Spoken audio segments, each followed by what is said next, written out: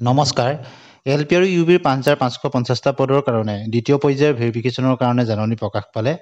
আপোনালোকে নিশ্চয় এই বিষয়ে অৱগত হৈছে আৰু ইয়াৰ মাজতেই এনআইএছ ডিএলএডৰ সপক্ষত গুৱাহাটী উচ্চ ন্যায়ালয়ৰ ফালৰ পৰা এটা ৰায়দান আহিল গতিকে এতিয়া আমি আলোচনা কৰিম যে ইয়াৰ ৫৫৫০টা পদৰ ক্ষেত্ৰত এতিয়া এনআইএছৰ অন্তৰ্ভুক্তিৰ পিছত কেনেধৰণৰ হ'ব পাৰে কাট অফ গতিকে আমি এটা ভিডিঅ' ইতিমধ্যে এই সম্পৰ্কত দিছোঁ ইয়াৰ এতিয়া ছেকেণ্ড পাৰ্টটো আজি আপোনালোকক দিবলৈ লৈছোঁ প্ৰথমতে আমি এলপিৰ ক্ষেত্ৰত তিনিচুকীয়া জিলাৰ কাট অফৰ কিছু কথা বিশ্লেষণ কৰিম এই ক্ষেত্ৰত যোৱা বছৰৰ মেধা তালিকা আপোনালোকৰ পৰা সময়ে সময়ে লোৱা বিভিন্ন ছাৰ্ভেৰ পৰা আপোনালোকৰ নম্বৰ এই সকলোখিনি দিশ চাই আমি এটি বিশ্লেষণ দিবলৈ চেষ্টা কৰিম ইয়াত আপোনালোকে কাট অফ বুলি নধৰি এক সামগ্ৰিক বিশ্লেষণ বুলিহে ধৰি ল'ব প্ৰথমতে তিনিচুকীয়া জিলাৰ ক্ষেত্ৰত OBC আৰু MOBCৰ এলপিৰ ক্ষেত্ৰত যোৱা বছৰ পোষ্ট আছিলে 16টা এইবাৰ আছে 21টা গতিকে যোৱাবাৰৰ তুলনাত 5টা পোষ্ট বেছি আছে আৰু টপ অফ দি টেবুল আছিলে 210.519 যিহেতু পুৰণি পদ্ধতিত যোৱাবাৰ হৈছিলে আৰু যিজন প্ৰাৰ্থী 16টা পোষ্টৰ ভিতৰত OBC MOBCৰ টপত আছিল তেওঁ টেটৰ নম্বৰ আছিলে 59.333 ঠিক একেদৰে কাট অফ আছিলে 205.905 আৰু টেটৰ নম্বৰ আছিলে 63.333 আৰু টেটৰ নম্বৰবিলাক OBC MOBCৰ ক্ষেত্ৰত আছিলে এনে ধৰণৰ 55ৰ পৰা 59%ৰ ভিতৰত আছিলে দুজন আৰু 60ৰ পৰা 64%ৰ ভিতৰত আছিলে 8জন আৰু 65ৰ পৰা 69 লৈ দুজন গতিকে টেটৰ মাৰ্কছবিলাক সিলেক্টেড কেণ্ডিডেটৰ কিমান পাৰ্চেণ্টেজ আছিলে যিহেতু এতিয়া প্ৰায়ৰিটি টেটৰ মাৰ্কছতে দিয়া হয় গতিকে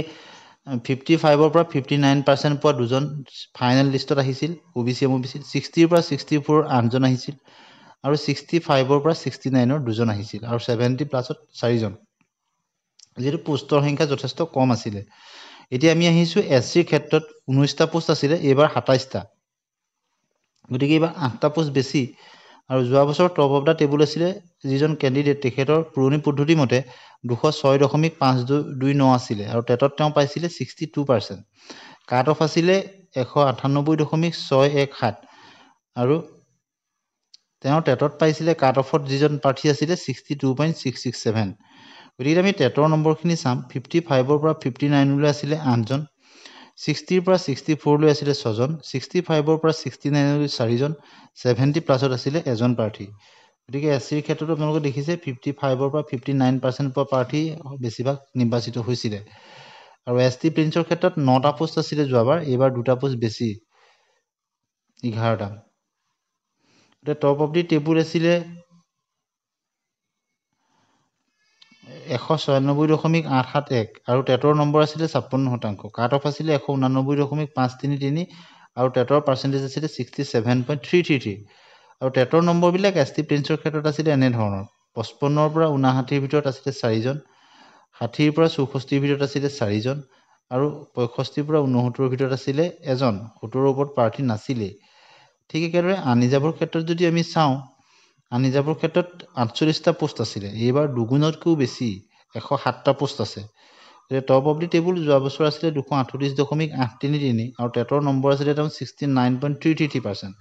কাট অফ আছিলে 208.738 আৰু টেটৰ পাৰ্চেণ্টেজ আছিলে 72.667 গতিকে এইবাৰ যিহেতু টেটৰ নম্বৰৰ ওপৰত গুৰুত্ব দিয়া হৈছে গতিকে টেটৰ নম্বৰখিনি আপোনালোকে চাই ল'ব এবাৰ 60ৰ পৰা 64ৰ ভিতৰত আছিলে 16জন প্ৰাৰ্থী নিৰ্বাচিত হৈছিলে গতিকে আনিজাবৰ ক্ষেত্ৰতো 60ৰ পৰা 64% থকা 16জন মেৰিট লিষ্টত আহিছিল ঠিক একেদৰে 65ৰ পৰা 69 লৈ 24জন আহিছিল আৰু 70ৰ পৰা ওপৰত থকা 8জন প্ৰাৰ্থী আহিছিলে এতিয়া আমি চাম টি টাইপছৰ ক্ষেত্ৰত এইবাৰ যিহেতু 20টা পোষ্ট আছে গতিকে টি টাইপছৰ ক্ষেত্ৰত কিমান হ'ব পাৰে কাট অফ গতিকে টি টাইপছৰ ক্ষেত্ৰত আমি যদি চাওঁ 56 বা তাতকৈ বেছি থকা প্ৰাৰ্থীসকল সুৰক্ষিত জনত আছে বুলি আমি ক'ব পাৰোঁ পিডব্লিউডিৰ ক্ষেত্ৰত 12টা পোষ্ট আছে গতিকে আমি 57.5 বা 58 এনেকুৱা ধৰণৰ হ'ব পাৰে এসটি হিলছৰ ক্ষেত্ৰত 17টা পোষ্ট আছে গতিকে 54 55 এটা সুৰক্ষিত জন হ'ব পাৰে যিহেতু এসটি হিলছৰ প্ৰাৰ্থী খুব কম থাকে এসটি প্লিন্সৰ ক্ষেত্ৰত 11টা গতিকে এসটি প্লিন্সৰ ক্ষেত্ৰত আমি যদি চাওঁ 58 এটা সুৰক্ষিত জন বুলি আমি ক'ব পাৰোঁ এসচিৰ ক্ষেত্ৰত 27টা পোষ্ট আছে গতিকে 59 বা তাতকৈ বেছি থকাসকল সেফ জোনত আছে বুলি আমি ক'ব পাৰোঁ OBC MOBCৰ 21টা পোষ্ট আছে গতিকে OBC MOBCৰ ক্ষেত্ৰত নিশ্চয়ভাৱে 60 ন্যূনতম একেবাৰে সেফ জোনৰ ভিতৰত থাকিব পাৰে গতে 60 বা তাতকৈ এবভ থকা সকল OBC MOBCৰ ক্ষেত্ৰত সুৰক্ষিত জোনত আছে বুলি আমি ক'ব পাৰো আনৰিজাৰ্ভৰ ক্ষেত্ৰত 62 63 এটা সুৰক্ষিত জন বুলি আমি ক'ব পাৰো এতিয়া আমি এলপিৰ ক্ষেত্ৰত লৈছো দৰং জিলাৰ ক্ষেত্ৰত OBC MOBCত 35টা পোষ্ট আছিল আৰু যোৱা বছৰ এইবাৰ কিন্তু পোষ্ট কম আছে 11টা 24টাহে আছে টপ অফ দি টেবুল আছিল 223.683 আৰু টেটৰ পাৰ্চেন্টেজ আছিল 57.333 কাট অফ আছিল 204.481 আৰু টেটৰ পাৰ্চেন্টেজ আছিল 64.667 আৰু এসসি ক্ষেত্ৰত 30টা পোষ্ট আছিল যোৱাবাৰ এইবাৰ আছিল 16টা গতিকে টপ অফ দি টেবুল আছিল 212.100 টেটত আছিল 62% কাট অফ আছিল 199.695 গতিকে 200ৰ তলত আছিল কাট অফ